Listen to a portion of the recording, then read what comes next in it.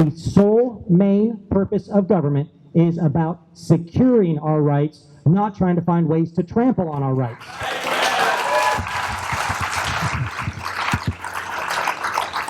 And if we're going to be honest, and you know I always am, you know I'm honest, I'm going to say the truth. Yes, the truth is offensive to people that don't want to hear the truth, but the truth is Republican leadership has failed us at almost every level of government. I say almost every level because we have a great mayor and vice mayors here, like Matt Moore mentioned, that they were a beacon because they defended our rights. But if you look at the national level, if you look at our current leadership, if you look at the state level and look at our current leadership, if you even want to call it leadership, because they're not leading, right? Or at least not leading in defense of our rights and our liberties, but they have failed us time and time and time again. And so we can keep doing Einstein's definition of insanity and trying the same thing over and over again, expecting different results, expecting candidates who say all the right things will all of a sudden get up there and do the things that they've said, or we can realize that 99% of the time, they don't do that. They're just out campaigning. And so when we think of it as, maybe look at it as a job interview. Those of us that have actually interviewed people and hired them for the job, sometimes the current person in that position isn't the right position, isn't the right person for the position. Sometimes the first person to apply isn't the right person. What you do is you actually look at the person that is the most fitted for the job, that has the right record, that you know will be able to execute the job that you're hiring them to do. That's why I am pleased to announce, my wife and I have been praying and talking about this for over a year, seeking the Lord in the right timing, and we feel now is the right timing. That's why we are excited to announce that we are running for U.S. Senate.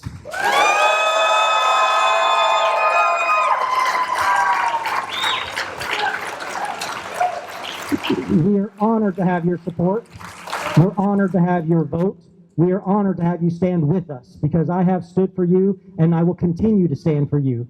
When I get to people have asked me, well, why are you running for Washington, D.C.? You know, why aren't you running for something here at the state level? Well, the basic answer, the main answer, is because we prayed about every possibility, and this is the direction we feel God wants us to go. Amen. So that's the most important answer, first and foremost. But I will tell you that Washington, D.C. is not the solution. Washington, D.C. is the problem. But wouldn't it be better if we had somebody in Washington, D.C.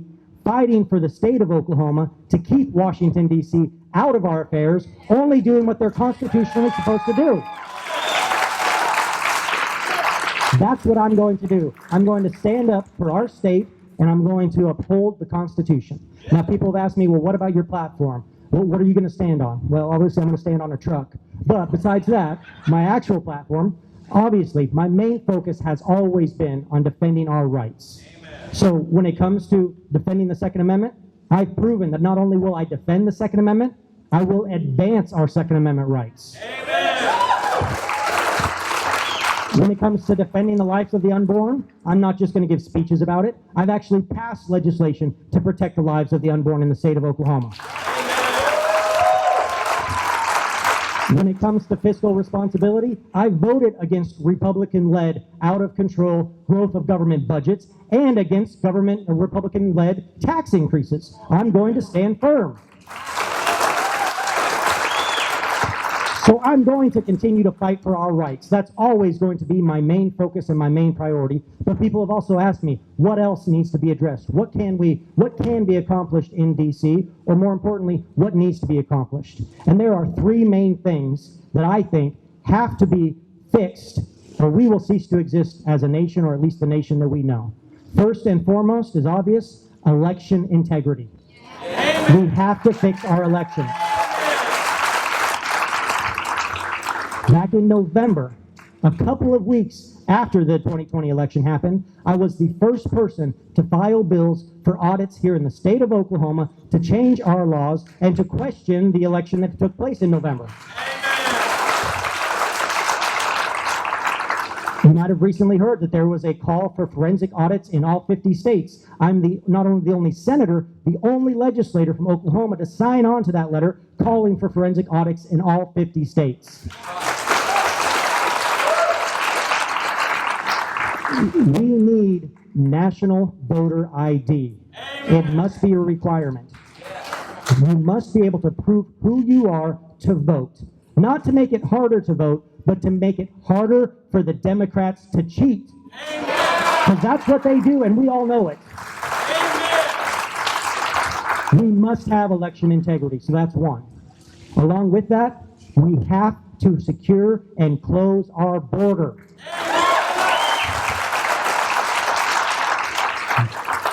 This ties in with the first one because the Democrats, we know, want those people here to be able to vote for them. They will use them for their fraudulent election schemes. It's not that we are not a nation of immigrants. We absolutely are. But we are a nation of legal immigrants, not law-breaking foreigners. So we must secure our border. That's the second thing. And third, and as I've been calling people across the state, letting them know that we prayed about this and we were looking to get in this race, I was surprised at how many people, especially young people, brought up this third point. We must address the national debt. It's not popular with a lot of people. It's not even popular with Republicans who want to continue to spend not just your money, they want to spend your children's and grandchildren's money so that you will keep voting for them. But we can't do that. We are on an unsustainable path. If we do not fix those three things, our nation will cease to exist as it currently is. So those are three structural things that must be addressed and can only be addressed from Washington, D.C. Because yes, like I said, I have voted against out-of-control state budgets. I've worked on election integrity. I've worked on bills to prohibit sanctuary cities in Oklahoma so we wouldn't have those law-breaking foreigners come here. I've done what I can at the state level, but we need a proven fighter fighting for us in Washington, D.C., and that's what I'm going to be for you all. I'm going to fight for you, the people. So I thank you so much.